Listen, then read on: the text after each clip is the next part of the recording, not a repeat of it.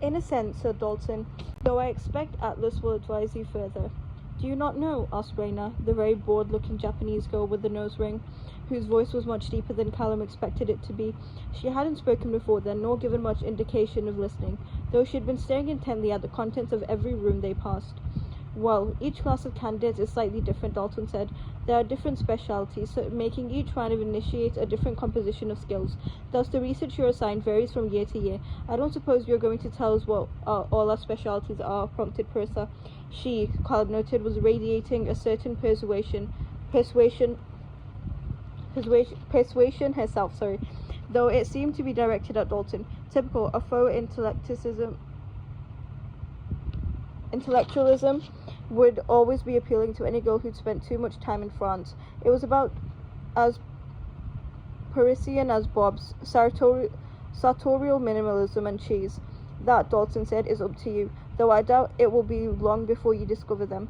Living in the same house, taking all our meals together, I can only assume we'll be sick to death with knowledge about ourselves in no time, remarked Tristan with a drawl, which prompted Purser to a smothered laugh that Callum considered supremely false. I'm sure you will, replied Dalton, unfazed. Now if you come this way, please. Dalton led them through a maze of stately neoclassicism before arriving in a particularly sun-soaked room of grandeur, the walls of which were lined with books. Raina, who had been glooming disinterestedly through their procession around the house, seemed to have finally woken up a bit, eyes widening. This is a painted room, Dalton said. It is where you will meet Atlas each morning following breakfast in the morning room. The easiest path to the reading room and archives is through those doors, he added, gesturing with a sidelong glance to his left. This isn't the library, asked Raina, frowning upwards as she eyed the high shelves nearby. A fin seemed to shiver in anticipation.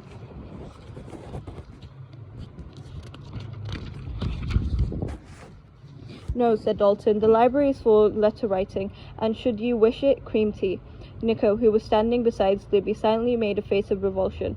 Yes, Dalton agreed, plucking out a stray thread on his cuff. Quite. Aren't there other people who live here? Asked Libby, peering through narrowed eyes down the corridor. I thought this was a society. Only the archives are housed here. Typically, Alexandrians will come and go by appointment, Dalton explained. Occasionally, there will be smaller groups taking meetings in the reading room, in which case you will be asked not to disturb them and vice versa. It is really such a simple matter of coming and going, Libby again. Certainly not, said Dalton, though that too will matter of your direct discretion. But how? What Dalton means, came out of Blakey's buttery baritone, is that there are a number of security measures in place. At his appearance, Callum and Tristan both turned to face the entrance, the six of them falling reflexively into a line. However, Atlas continued, part of your job as the new class of initiates is to develop a protocol that suits you as a collective. And before you ask what that means, he assured Libby with a smile, I'm happy to explain. As with all the most crucial secrets, there's quite a number of people who know of the Society's existence. Several organizations have targeted it over the years of robbery, infiltration, or in some cases destruction. Thus, we rely not only on the charms in place, but also on the Society's residents' class of initiates who maintain their own security detail.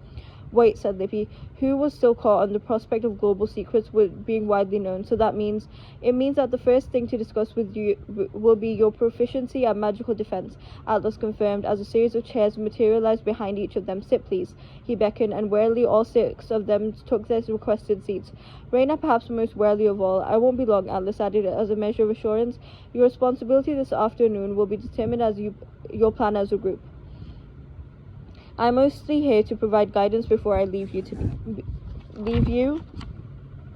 to it. Has anyone ever stolen anything successfully? Asked Tristan, who seemed to be the most cynical of the group, or at least the first to voice his cynicism. Or actually broken into any degree of success, Nico added. Yes, said Atlas, in which case I hope your magical offense is equally as refined as your defense, as you will be asked to retrieve anything that is removed without permission. Asked, echoed Raina at a murmur.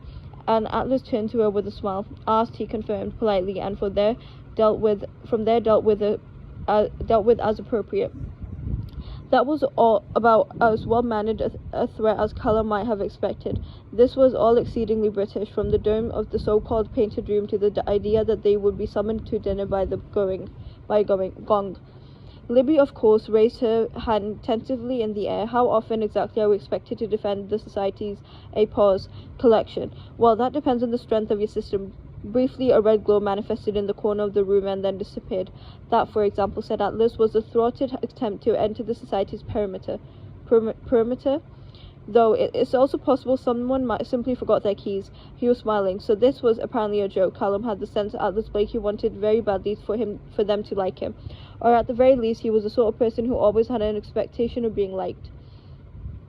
As to the subject of the collection, as you called it, Miss Rhodes, Atlas said with a nod in Libby's direction, meaning the contents of the library, that is a more complex matter. You will all gain access to the Society's records in stages. As you earn the Society's trust, you will be permitted further steps. Each door unlocked will lead to another door, which once unlocked will lead to another, metaphorically of course. Nico this time, and these doors will start with this physicality, space, said Atlas, the fundamental laws of physics and how to bypass them. At that, Libby and Nico exchanged a glance. It was the first time Callum noted that Libby did not have one of her spectacularly awkward behaviors on display.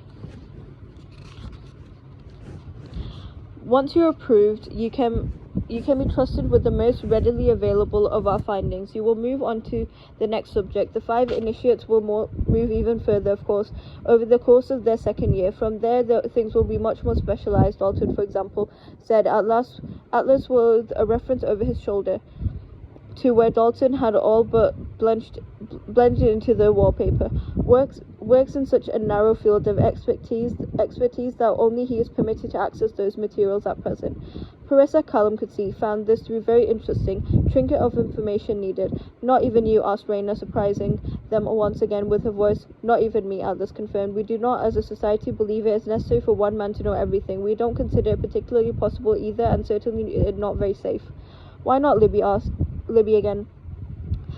Because the problem with knowledge, Miss Rhodes, is its inexhaustible craving. The more of it you have, the less you feel you know, said Atlas. Thus men often go mad in search of it. And how do the women take it, prompted Parissa. Atlas gave her a curt half smile. Most know better than to seek it, he said, which sounded to Callum like a warning. When you say a system, Libby began. Callum flinched, irked again as Atlas turned his attention back to her. She was like a mosquito. The effect of her anxiety wasn't exactly painful, but it did seem to be unrelenting. Callum couldn't sit comfortably in one spot. There are 6 of you, Atlas said, gesturing to the group of them. You each maintain 1/6 responsibility for the Society's security. How you divide it is up to you.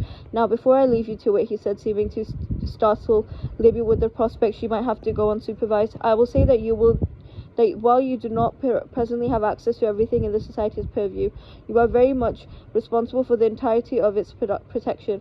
Please bear this in mind as you devise your plan. Seems a bit counterintuitive, doesn't it? Tristan remarked. He was, as Callum had predicted, a natural contrarian. We're responsible for things we can't even see. Yes, Atlas agreed and nodded briskly. Any questions? Libby opened her mouth, but to Callum's immense relief, Nico's hand shot out, pausing her. Excellent, said Atlas, turning to Dalton. Well, we shall all reconvene at dinner. Welcome to the Alexandrian Society, he added, and inclined his head at a final time before sauntering through the door, sealing it behind him.